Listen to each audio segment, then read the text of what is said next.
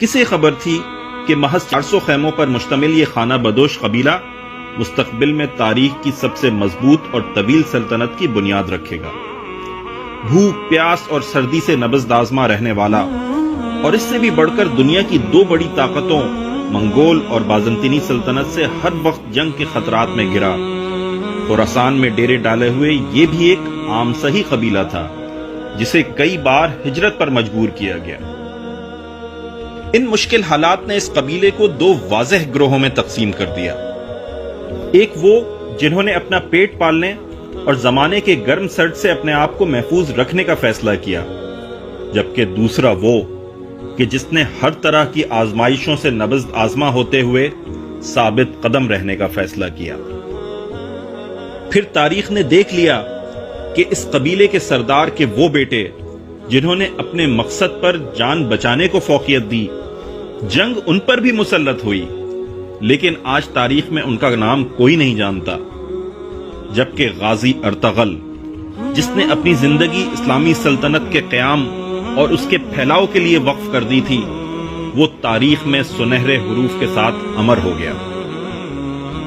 جب قبیلے کے معاشی حالات اپنے بدترین سطح پر تھے اور ہر کوئی اس کو بھوک، افلاس اور ہیبت ناک دشمن سے ڈرا رہا تھا، اس انتہائی بے سر و سامانی کے عالم میں اس نے اپنی جدوجہد شروع کی اور اس عظیم الشان سلطنت کی بنیاد رکھی جس سے مضبوط اور طویل سلطنت کرۂ ارض نے آج تک نہیں دیکھی۔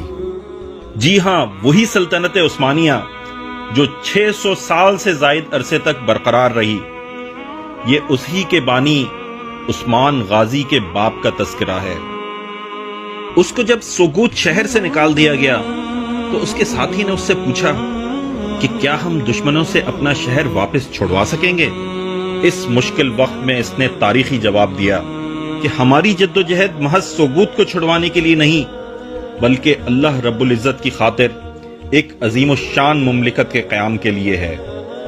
جتنا بڑا مقصد ہو، ہمیں سوچ بھی اتنی بڑی رکھنی چاہیے، اور جتنی بڑی سوچ ہوگی کامیابیاں بھی اسی کے مطابق ملیں گی۔ چنانچہ اس نے خود تو نہیں، لیکن اس کے بیٹے عثمان اول نے اس کا یہ خواب پورا کیا اور سلطنت عثمانیہ قائم ہو کر رہی۔ اے وہ لوگو جو کمزور معیشت اور دشمن کی ہیبت ناکی کو جہاد سے دوری کی وجہ بتاتے ہو، تمہارے لیے تاریخ میں بہت سے اسباق پنہاں ہیں۔